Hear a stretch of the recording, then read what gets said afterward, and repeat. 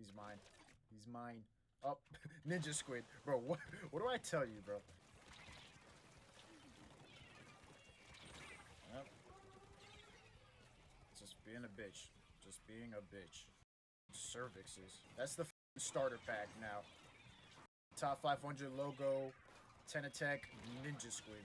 This is the third game in a row that I have seen a top 500 T-Tech with Ninja Squid. Who knows where he is? Here's Ninja Squid. Nice. Oh, he's behind.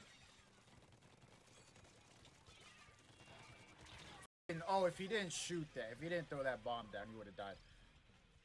And now Ninja Squid takes the lead after getting about 4 kills that can only be attributed to Ninja Squid. Why am I focused on this kid? We're gonna keep going because we all know why they won.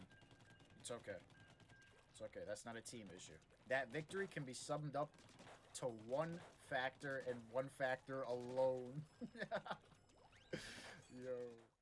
Splatoon 3 is a pretty balanced game overall. However, if there is one thing that challenges that balance, it is Ninja Squid. Ninja Squid is something that I absolutely despise, denounce, repudiate. And outside of connection issues is the bane of Splatoon 3. Today we're going to be getting into why Ninja Squid is a broken mechanic of the game. I'll give you a mix of subjective and objective reasons to back up my opinion. But with that being said, let's get right into it. You may wonder, under what condition would I not have a problem with Ninja Squid? Because I'll admit that on a conceptual level, Ninja Squid isn't the worst thing in the world. Ninja Squid, for those of you who don't know, is an ability you wear on a piece of gear, which allows for you to move undetected while swimming through ink. However, Ninja Squid is a lot more broken in this game than it was in the previous Splatoon titles. I won't go over Splatoon 1 as I was just having fun in that game and didn't take it seriously. In Splatoon 2, however, using Ninja Squid reduced your swim speed by 20%. That's a 100% harsher penalty than what Splatoon 3 enforces. Furthermore, Splatoon 2 had stronger abilities than Ninja Squid, primarily main power-up, which would completely change the manner in which a weapon acted. The most common examples are the Splattershot Pro, the H3 Nozzle Nose, and the 96 Gal. I suppose that on a personal level, I didn't have time to scrutinize Ninja Squid when I had to worry about the prevalence of main power-up. Now, I could have just as easily made a similar video to this in regards to main power-up in Splatoon 2, however, it was universally hated by most, and its exclusion from Splatoon 3 was welcomed by the community. A part of being a good Splatoon player is altering the way you play based on the weapons that the other team is using. Now imagine having to alter the way you play to a further extent because the same weapon that might not have been an issue is now an issue because somebody's whoring main power-up. All of a sudden, the use of Ninja Squid is more justified. Furthermore, in Splatoon 2, there were not as many movement options, so Ninja Squid might have been a smart way around that fact. Based on my anecdotal experience, Ninja Squid is used prevalently by the community primarily to have an easier time ranking up. I mean, using Ninja Squid is sort of like using Stealth Jump. It can only offer a huge benefit, and thus there's no reason to not use it. Sure, there's some penalties for using Ninja Squid. For instance, the longer you're under ink, your swim speed will continue to decrease by 10%. Ninja Squid also reduces swim speed, but can be counteracted with swim speed up. Let me be the one to tell you that this video would not have existed if these downsides were a good offset for the special. Excuse me, the ability. We'll get into that later. Let's compare Ninja Squid to other abilities. Please don't hesitate to notice that the more powerful abilities all have downsides while the basic ones do not. For instance, Ability Doubler is available for one piece of gear and is only available for a limited time each month. Opening Gambit only works for the first 30 seconds of the match.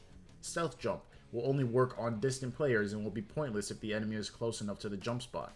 Quick Respawn only works if you get no kills during a life in which you die. Ninja Squid, when used by specific weapons, is pointless. When certain weapons use Ninja Squid, because it's activated for every time the player swims, it's probably going to be active for the majority of their game.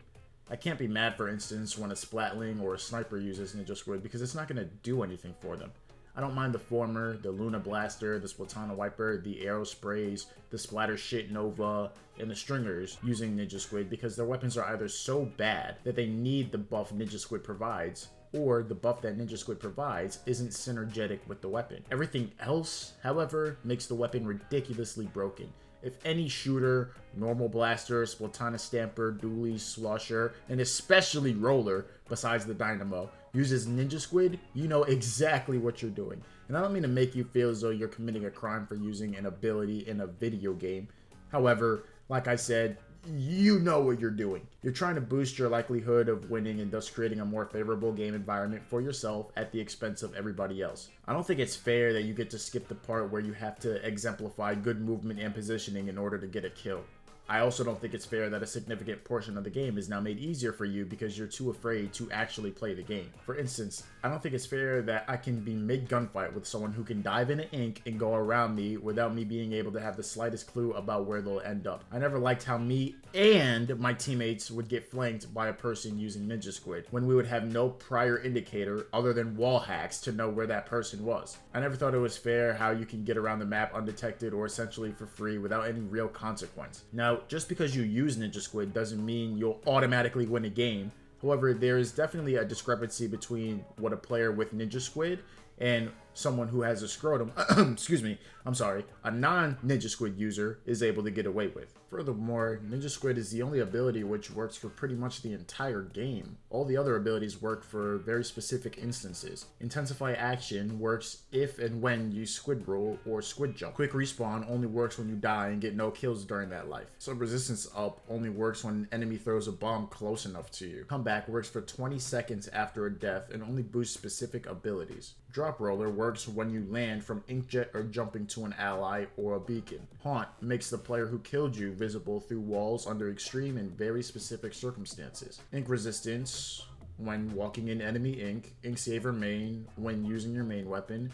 Ink saver sub when using your sub. Last ditch effort for the last 30 seconds of the game. Object shredder when fighting non-player targets, which aren't guaranteed to even be present in your game. Quick super jump when jumping. Special power up when using a special. Tenacity if your team has fewer active opponents than the enemy team. And then Ninja Squid every time you press ZL. Ink recovery up lasts all game, but it's fundamentally necessary, and no one in good health will argue that it's as broken as Ninja Squid. The same is the case with Special Charge, Ink Saver Main, Special Saver, etc. Swimming inside of ink, unless you are a sniper or a splatling, is what you do most commonly throughout the game. This segues us into two more points. I remember being in the lead of an X-Rank game before a Ninja Squid .52 Gal user, a weapon that already has an insanely fast kill time, killed me towards the end of the match.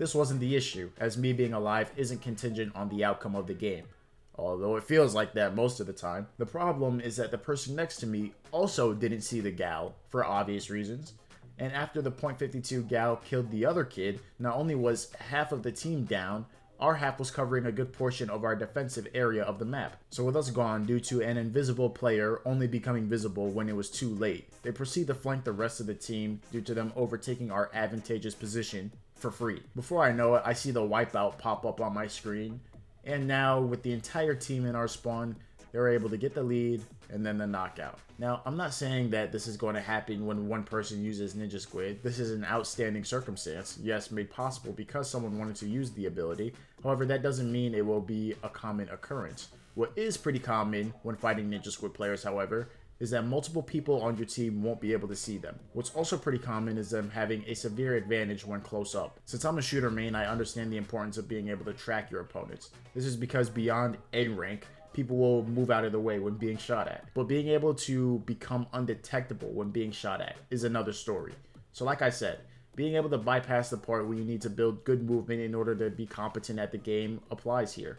It also applies on a macro scale. I've heard some people hold the opinion that Ninja Squid is more important than ever because of how strong snipers are in this game.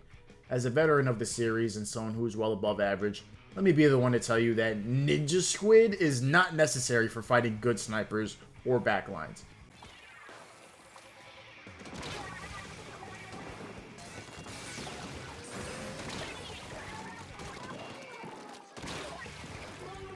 A few moments later.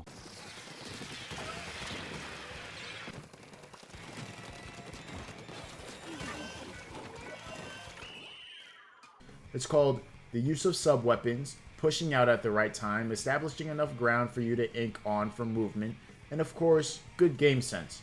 But, oh yeah, using Ninja Squid does sound easier than any of those options. Back to my original point, being able to sneak up on a backline undetected leads to extreme outcomes in the match. The amount of times Ninja Squid players will randomly pop up out of nowhere and put pressure on the backline, the backbone of the team, simply because nobody saw them, is crazy. Ninja Squid feels like a special that lasts the whole game.